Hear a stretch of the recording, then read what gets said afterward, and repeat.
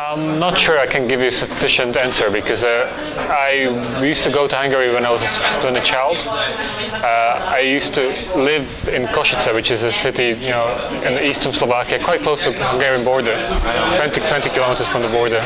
So really, you could go visit the north of Hungary. But that was not very sensitive to graphic design. Like I was small, I was really. It was before the teenager time, I was like at 10, 12, 14, and I don't have really memories of graphic design from that time. I have memories of smell of Hungary, memories of food, but the visual culture I don't remember so well. The only kind of graphic design experience in Hungary was when I was once participating in an exhibition, I think in Pécs, it's really kind of in the south of Hungary. It was an exhibition organized by Kristina Samogyi, and it was an international show which I took part of. And I was surprised by the positive energy and kind of vibrant things that, because they organized this exhibition, which was about new approaches in graphic design. And she invited Rick Poynter and then myself to the opening of the exhibition, which was a quite nice event. But I stayed like one day in Pécs, and I haven't seen. I mean, the city was quite pretty, but I don't remember this design around too much.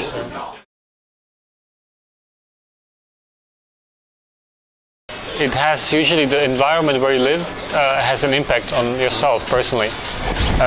So if you live in foreign cultures and countries, it forces you to reconsider what you know. You have to learn very quickly.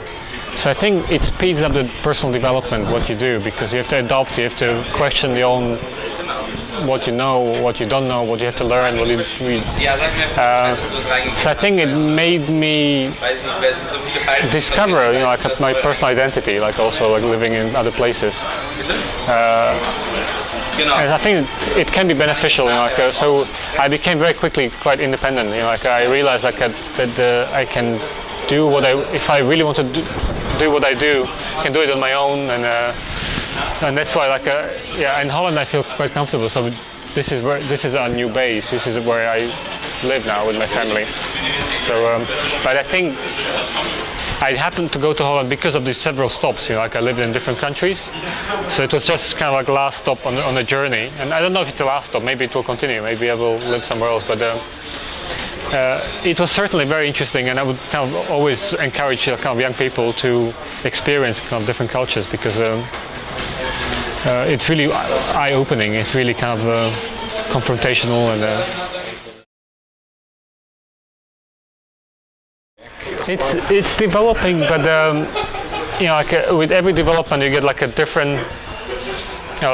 Economy is developing very strongly in Central Europe. There are problems right now, in Hungary and Slovakia, but what I dislike, what is the problem why I don't work so much in Central Europe, is that there's too much attention to money making. So it can become everything's really money oriented, and I'm less concerned. I don't want to really become part of this. All my friends who stayed living in Slovakia, Czech Republic, or Hungary, the money is a very important aspect. First they cannot earn enough money, so money really controls the work they do, and I really wanted to choose the work I do based on other criteria, not because of money.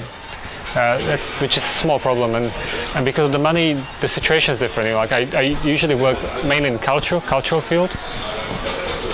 In Central Europe, there's less money in culture, so you get limited also working possibilities. So, although I love the region, I go there very often. I'm not working too much in that part. I think I did one project last year. I designed stamps for Slovakia, but it was quite complicated. I made stamps in Holland, and it was a really beautiful project, which I really enjoyed. Making stamps in Slovakia was really kind of very painful and very complicated, and it reminded me all the troubles that you have. People are very insecure. There are too many layers of decision making, which is a shame, because designers there are not less talented. They are as talented as anywhere else, but because of the conditions of how design happens, they never able to control their product until the end. They lose control in the project, and that's why many projects don't look as good as they could look like.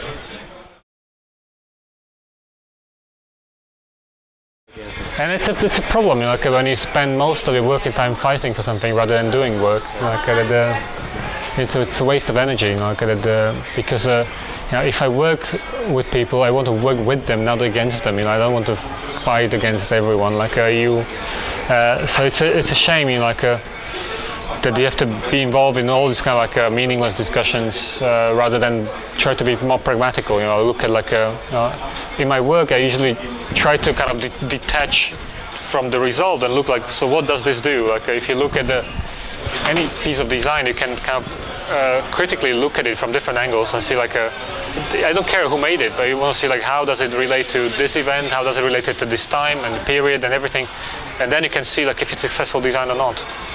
But people seems like in Central Europe they're more concerned about like personal issues and, you know, like everything else besides the work itself. So well, this was like my experience with, you know, this STEM project.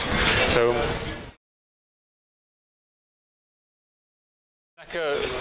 again, I don't think that people are less talented. You know, like, I think people everywhere have equal amount of talent.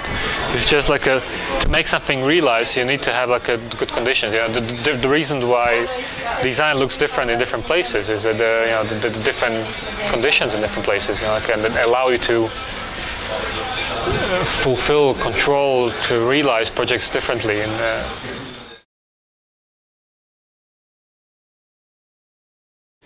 And in Vienna, I mean, I was giving a talk yesterday, which is a general talk at the academy, but it was a kind of work presentation.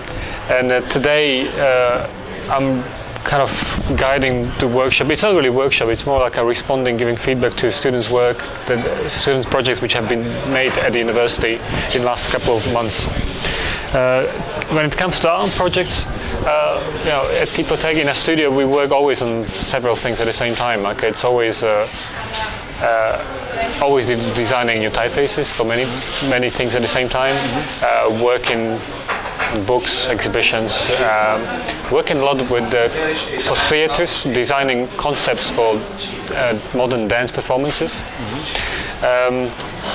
Recently, you know, I'm trying to see what we did recently. 2 weeks ago, I created interactive installation at Experimenta in Lisbon. There's an exhibition where I created kind of a projection which is inspired by typography and dance, which are two disciplines that I work on quite intensively for the last couple of years. And it's in the museum in Lisbon where there's large projection and there's a keyboard and people can type text, and the projection is controlled by the keyboard that people write. And there's a dancer that performs. You basically can control the dancer with the keyboard. It's a kind of fun thing, but it looks quite beautiful. You can see it on online also how it looks. So that was quite a recent project which I did 2 weeks ago. We were quite busy with two large projects.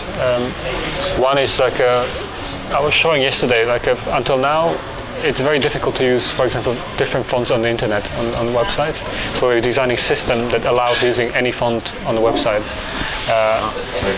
Using real fonts, not images or not replacement, but the real font files, which are kind of generated and they're really small and it's fast and reliable. So I was demonstrating the system that it can change, you know, the appearance of the internet, and it can make things more standardized or stabilized. So it's something that we've been working on for the last 6 months maybe, and it should be finished next week. So you know, this is finally kind of completing the big project. Sounds very interesting.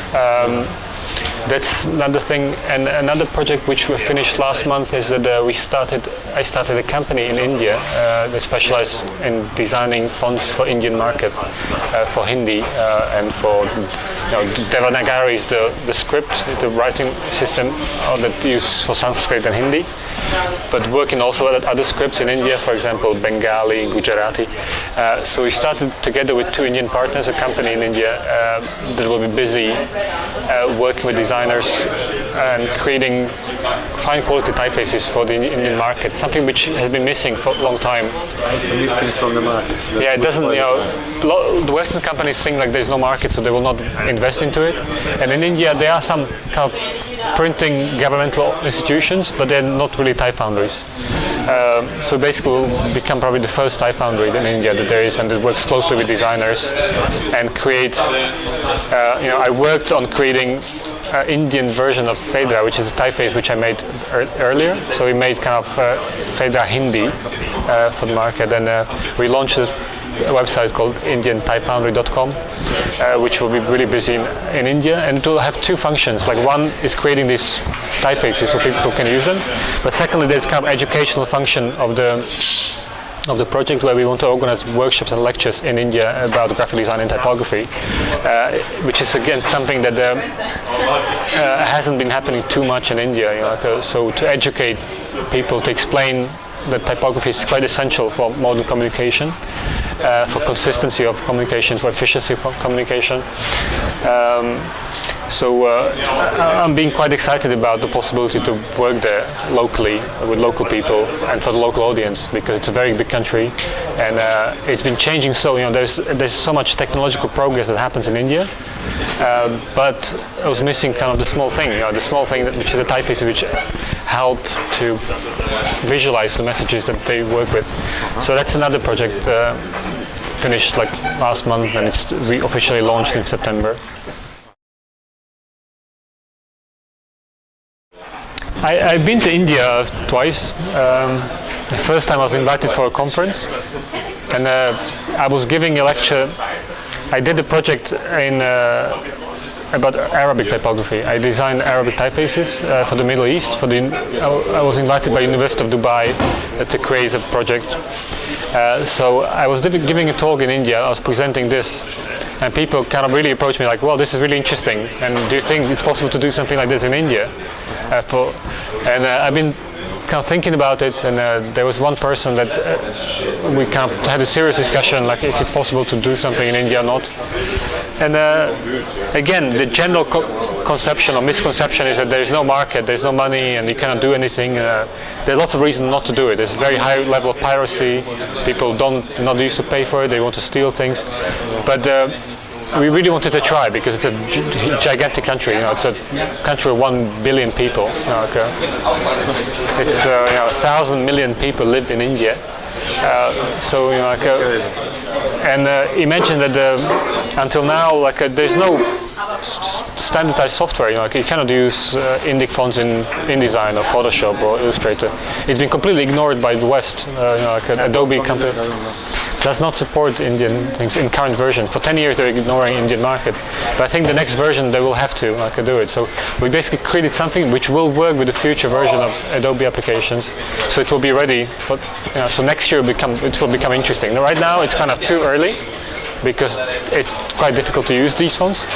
But as soon as the technology will catch up, and we'll start using kind of Unicode standards, it will be an interesting time to be active in India. So we wanted to do it early.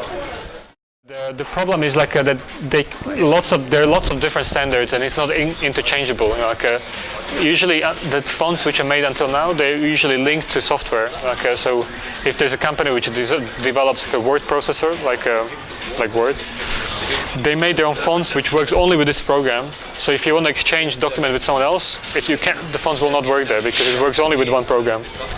And we wanted to create something which is kind of very standardized, and you can use it on the internet, you can use it in print, you can use it there and there, everywhere, which is not, it hasn't worked like this before. And this has to change, the standards has to change. So.